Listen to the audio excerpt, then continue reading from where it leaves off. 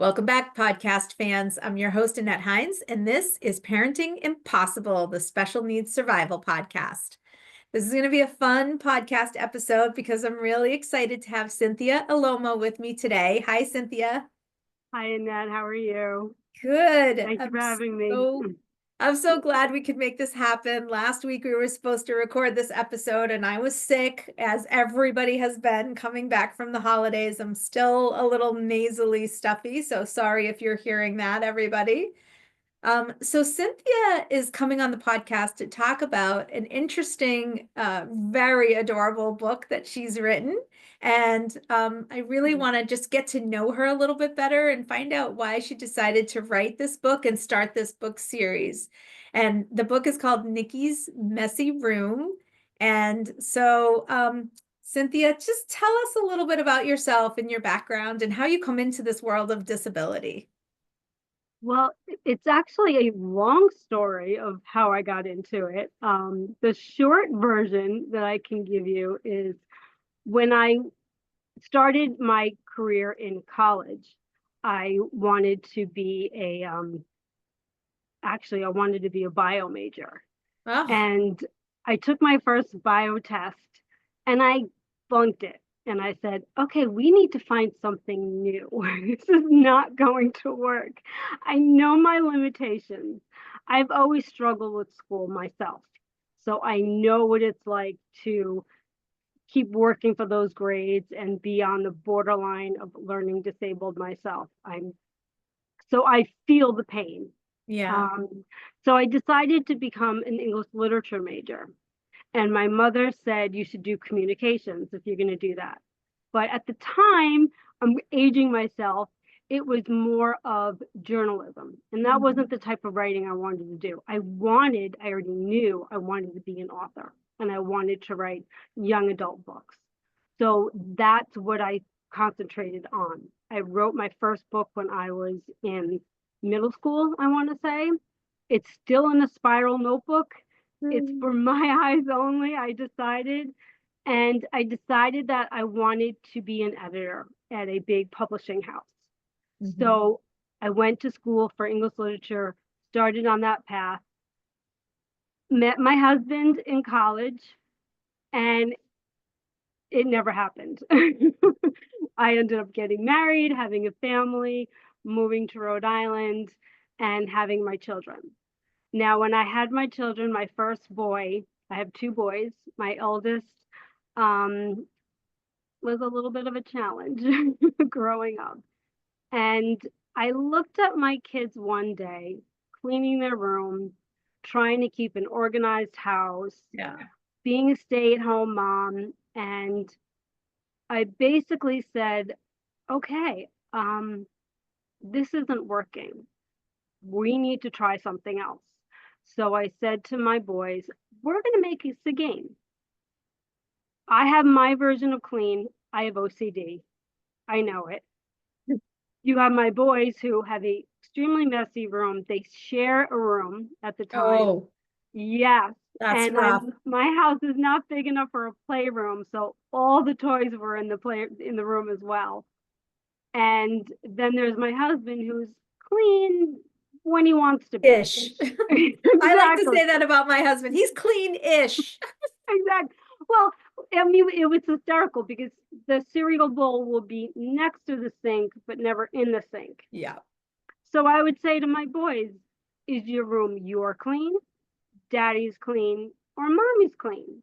And they turn around and go back upstairs and clean the room because they knew Yeah. I knew and they knew that as they're cleaning the room, and the whole point of Nikki was Nikki's really playing with his toys as he's cleaning his room. And like every kid does that.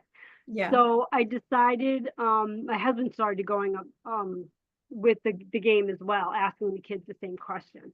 So then one day I just said to myself, looking at the room, I said, this is why I became a parent.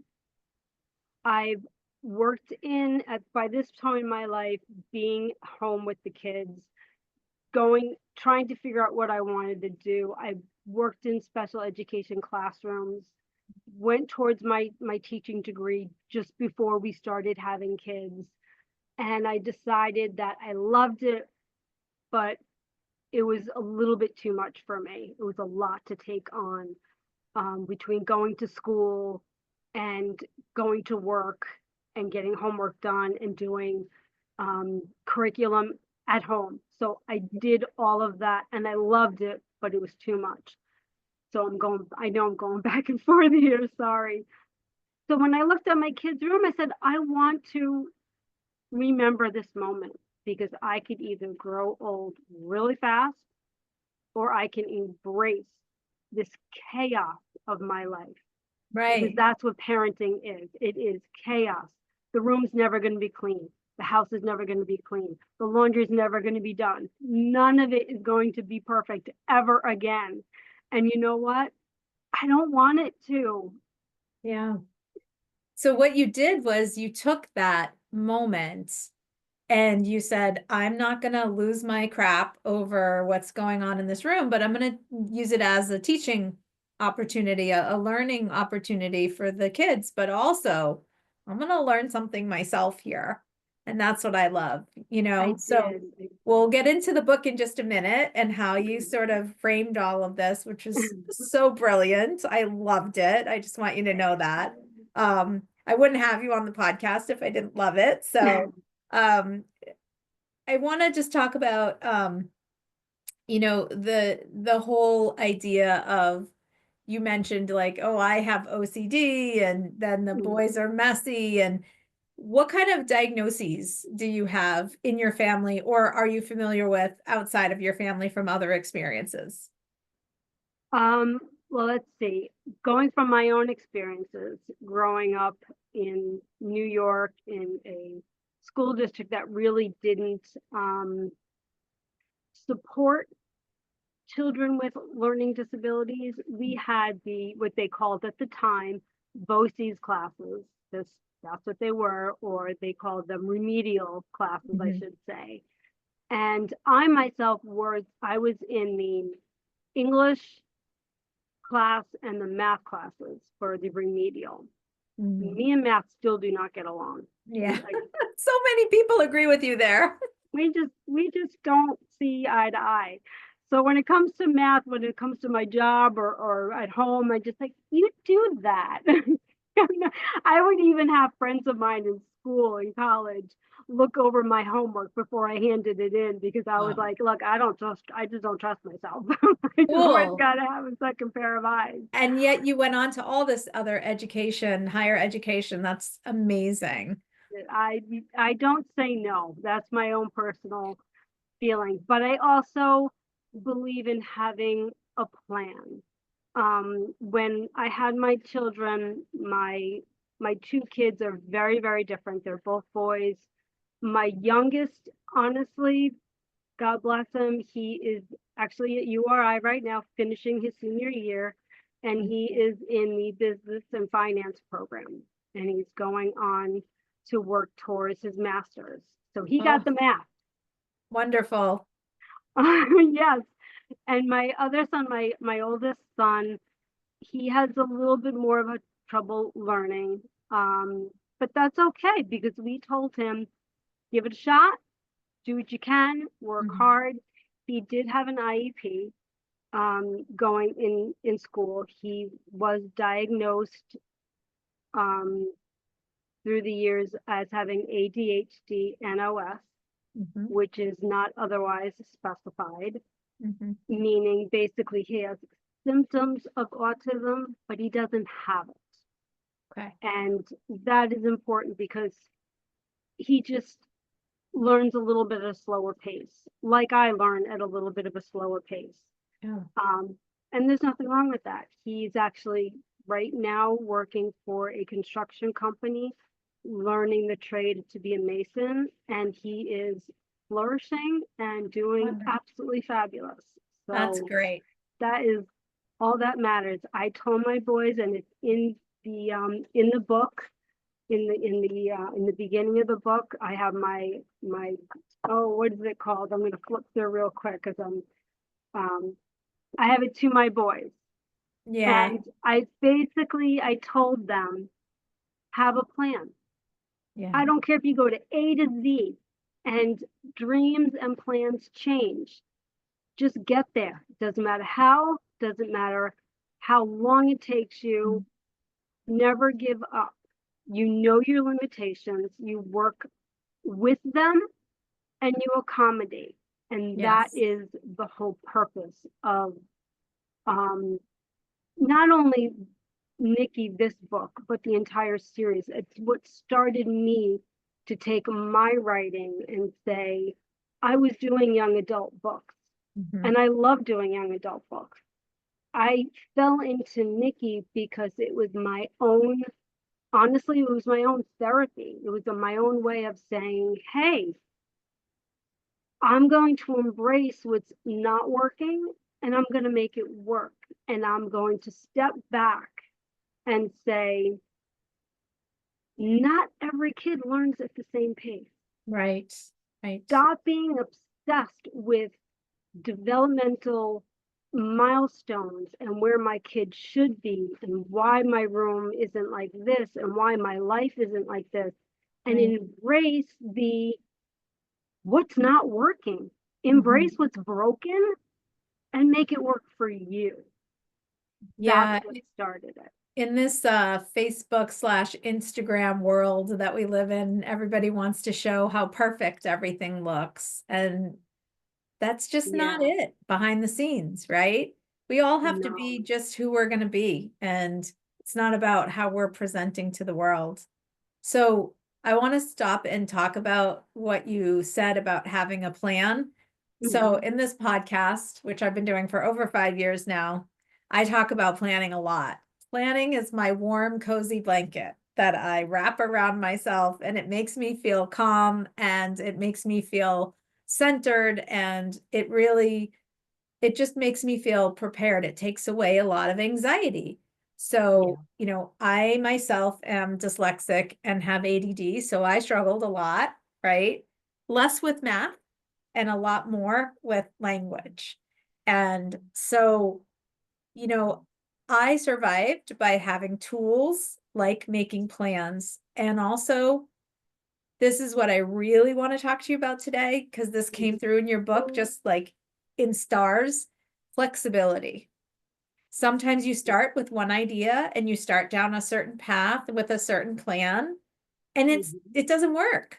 And you have to adjust and you have to be flexible. And so in Nikki's very messy room, mom adjusts and makes a new plan. But the cool thing about this book, and it's a short story, it's a picture book, it's wonderful, but mom and Nikki make a plan together. And that is cool. That's awesome. So tell us now a little bit more about Nikki's very messy room and, kind of walk us through it. I don't want to give away the whole story, obviously.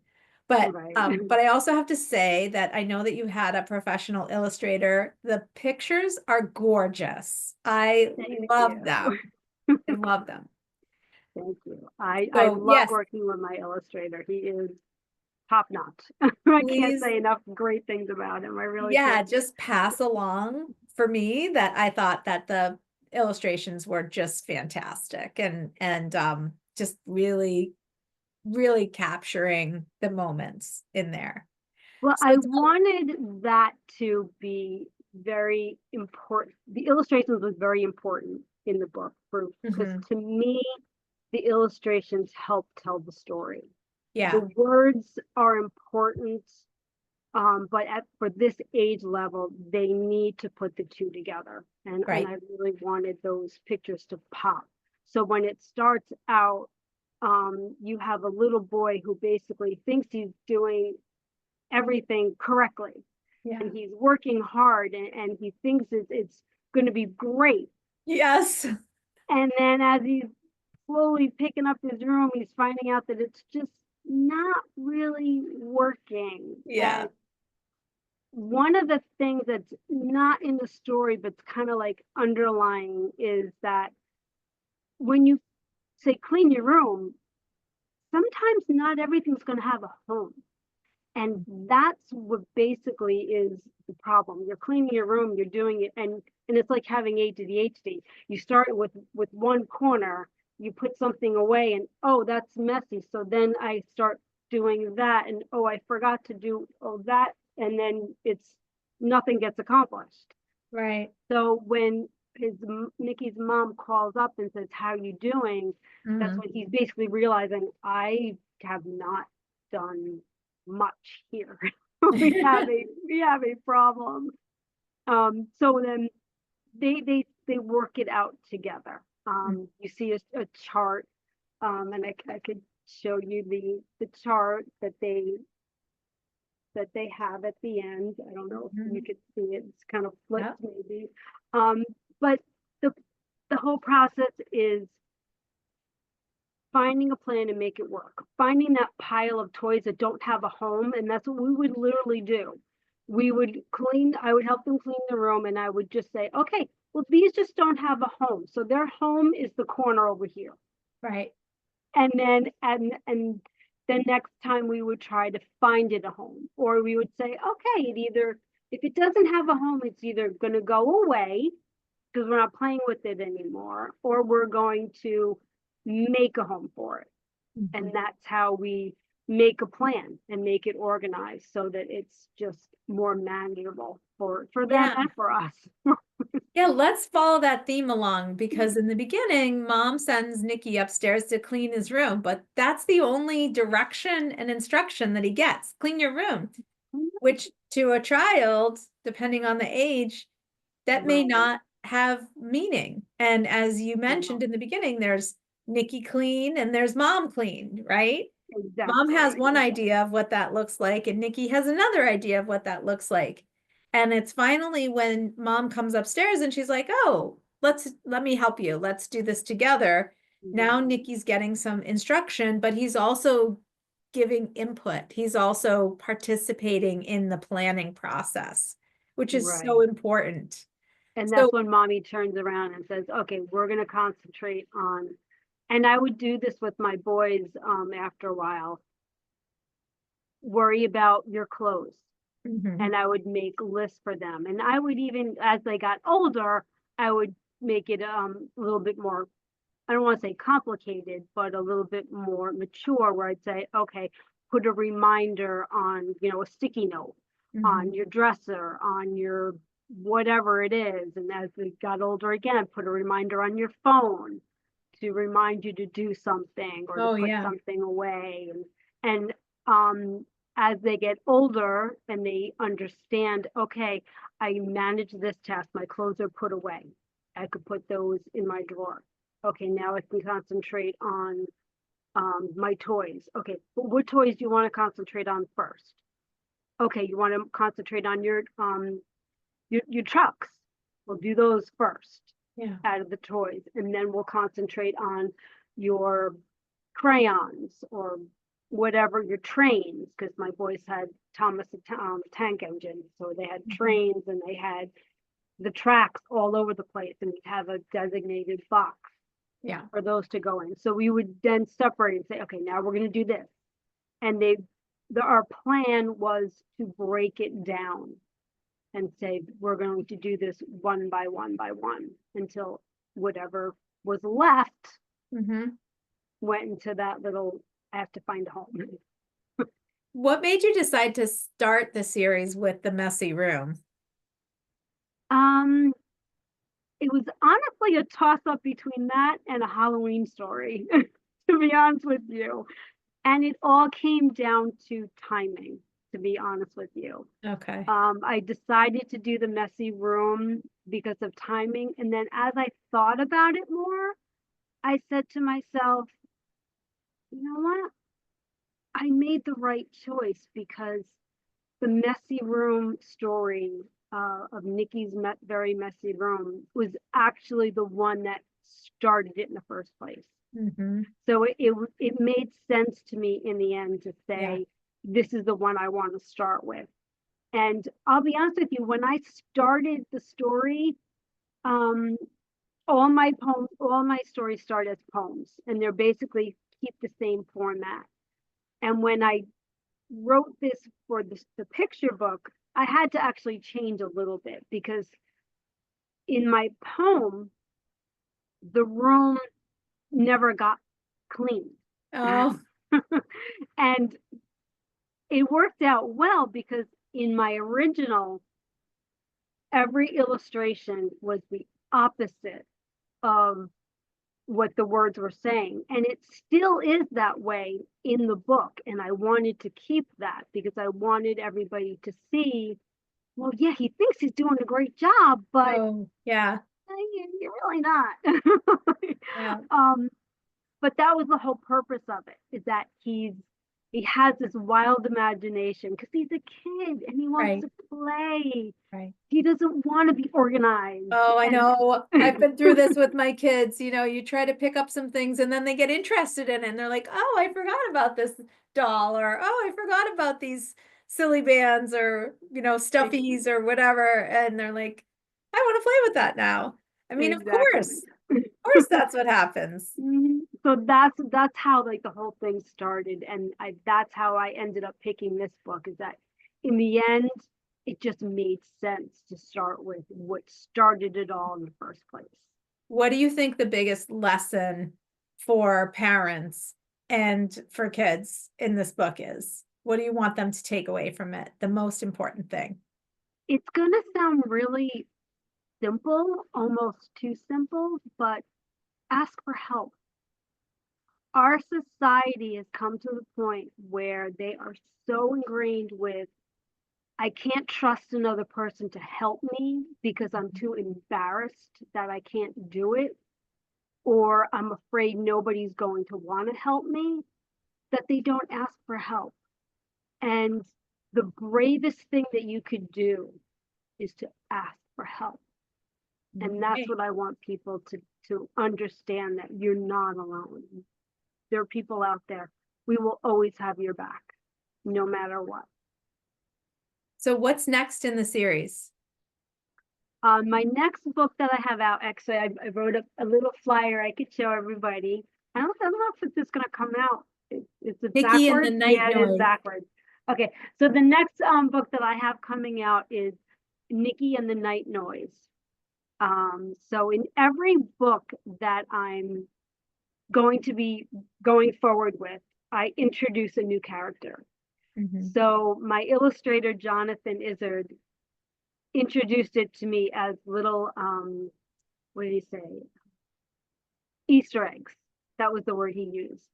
Okay. So as you're flipping through Nikki's very messy room, you'll see an Easter egg. And I won't say what it is. Oh, now I have to go back and find it. Exactly, because you got to go back and find it. Because in the next book, you'll find out what the Easter egg was. Because it's going to be a big thing.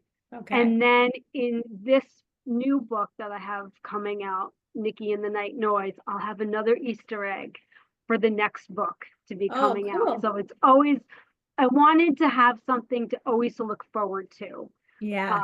To keep everybody's interest and what's going to happen next and that type of thing. And Nikki and the Night Noise is basically a very simple story that, once again, all my Nikki stories are based on my two boys.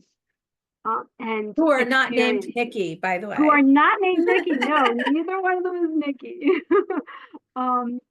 But they both inspired me to create Nikki, and every story is inspired by an either experience that they had or an activity that we had together as either just me and them or as a family. And this one centers around facing your fears and being brave by yourself. I love that. So that's what this story is all about.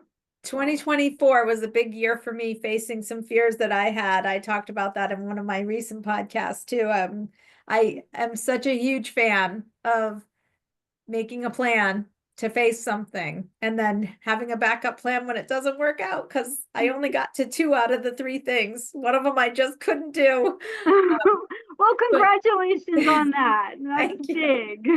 Again, it's always the flexibility, right? You just have to make a plan, you have to go for it. And if it doesn't work out the way that you want, you have to be okay with that, you know? Exactly. And move on to the next thing. The bravest thing you could do is to acknowledge your fears and do it anyway. Try. That's the big, like, this is me right here. This is not me. I don't do these things.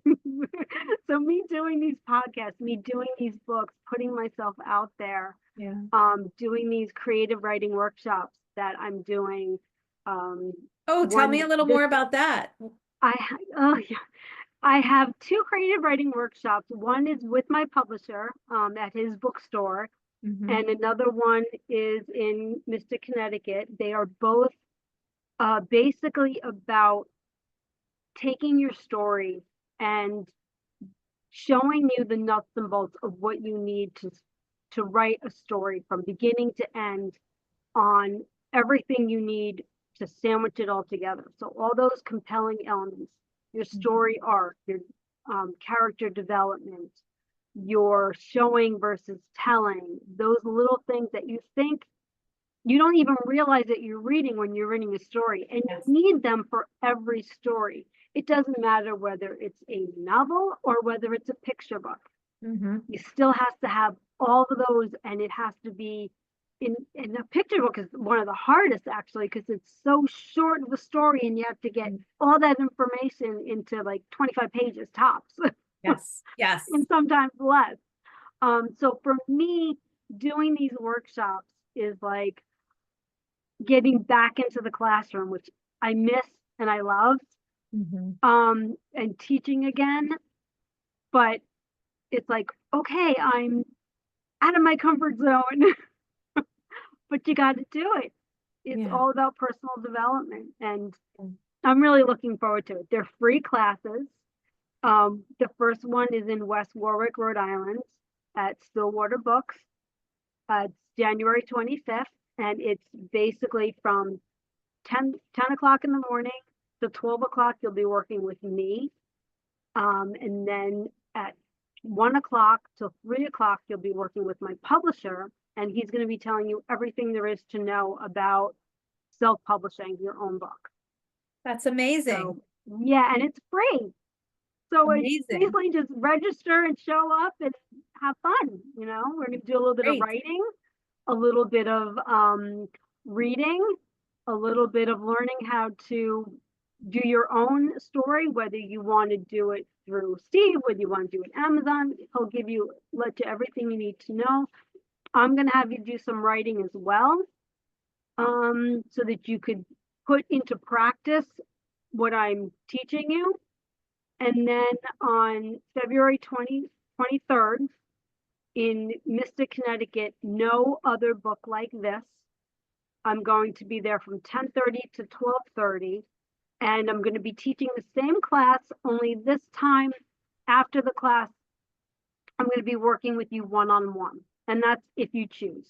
If you want me to sit down with you and work one-on-one with whatever you have written in class, I'm going to work one-on-one with you with that. So you'll be able to do some writing, and then you'll have instant feedback from me. And then I'll also have copies of my book for sale, that if you would like to buy one, you can buy one as well. And it's just going to be relaxing. That's the most important thing. I wanted to do it in person so that we could sit down together. Yes. And you would not believe how many people message me. How did you get your book written? How'd you get it published? You know, I think everybody has a dream to be an author, and it just seems so formidable, so scary, so hard to do. And you know what? It is a little hard, honestly. Writing is hard. It doesn't come naturally, even to the people who do it for a living. But it's not so mysterious as people think that it is. It's like anything else. You have to just do it. And it has a process. And, I'm so excited that you're doing this for people. That's awesome. Is the information on your website? Because I'm going to put all of your links in the show notes. I don't have it on my website just yet, because I just literally created the links to Eventbrite. Okay. So it is, I would like people to register, but it is free, and that's only just so I have an idea of how many handouts, because I believe I'm a paper girl. I hate to say it. sometimes you just like to have that piece of paper in front of you so you could take notes and stuff. Right. That's why I'm doing it in person, so that whatever I have with me, I can give them copies as well. So Mhm. I will send that over to you so that you could have that information. Yes, I'm going yes. to be putting it on my website so that Awesome. you have the links and everything as well. It is on Facebook in under their events as well. Um, so it is there, but That's I'll send you great. all that information. That's great. We will definitely post it in the show notes. I know people are going to be interested in that. I can't Absolutely. end this podcast without talking to you about the handouts that you have, the little games and the mazes and things like that. What inspired you to create those as learning tools? Because they are very cool and they're free. They're free handouts. And I know you're getting awesome feedback from teachers and OT, occupational therapists. Sometimes I use too many alphabet letters. Yeah. And so I know you're getting great feedback on that. And I also think they're so wonderful. But what made you think to do that as an additional, like just an add-on to the books in the You series? know, it was funny. I was sitting at my table one at one of the fairs, and I just had my one little book, and I had everybody else around me had all this stuff on their tables, and some of them had like cookies, and they had bookmarks and like stuffed animals, and I'm going, why? I don't know. And I asked my illustrator to, before that, I asked him to make me little icons of the characters. Right. And I said, I want, and I was thinking in my head, I know people, a lot of authors go to schools and they do this whole big write up on their book with the curriculum. Mhm. I'm like, I don't want a whole big curriculum. That's too in depth. I want everybody to have fun. I Mhm. don't want to make it a learning thing where you're going to, oh my God, I have a lesson plan. I wanted something simple. So I started creating just simple little activities that I thought, remembering as a kid, oh, great, we Yes, get to do a ditto that is just me too. Yes, that's why exactly. I loved it so much because it was such a relief from the regular work. Exactly. So I started putting those at the table, and I noticed that preschool teachers were coming over and occupational therapists were coming over and special education teachers. And the Mhm. first thing out of their mouth was I, I saw that before they saw my book. Mhm. And they were telling me that they like using those simple activities Right. for cutting and tracing to use in their class with their students. And I said, great, because that's exactly what I wanted. I wanted to give the teacher or the assistant or mom and dad Mhm. 5 minutes to clean the sink while I know my son or my daughter is doing a simple activity they could do on their own. Some of them they And might not be able to do on their own, but 90% of the time they could start it on yeah, their own. but the And most that was beautiful my thing, thinking. it's on paper with a pen or crayon or marker, right? And it's not on a screen. So Exactly. amazing. Simple thing, piece of paper. And they were like grabbing it. And I was like, and at first I was like, yeah, whatever. And then I'm like, you want it? You can have the whole stack for purchase of the book. You get it all. And they were like, okay. And I was like, oh. So when is your next book coming out? When can we expect to see it? I have it scheduled right now. I actually just in the process of making a date with my um, illustrator to get everything on board, but we're looking at the end of 2025. So I'm thinking it's like September is what Okay. our goal is. So Okay. before the end of the year, just as the Christmas rush basically starts, is when I'm expecting it to come out, which is great timing for me as far as I'm Awesome. concerned. Well, I'm so excited for you. I think this is genius. And I hope that everybody will go check out your website, connect with you on LinkedIn, go to your Pinterest page. So fun. And, just if you're available and you're in either Rhode Island or in, did you say Mystic, Connecticut? Mystic, Connecticut. Mystic, Yep. Connecticut, and you're able to see Cynthia in person, I would highly recommend it. Thank you so much for being on the show. Thanks for sharing Nikki with us. Thank you. And hopefully we can have you back when your next book comes out. I would love that. Absolutely. Okay. Well, thanks for facing your fears and jumping on this podcast today. I hope it wasn't too anxiety provoking. Oh, no, this is a lot of fun. I definitely want to do this again. Good, good. All right. Thanks, Thank Cynthia. you. Have a great Thank night. you. You too. Bye. Bye.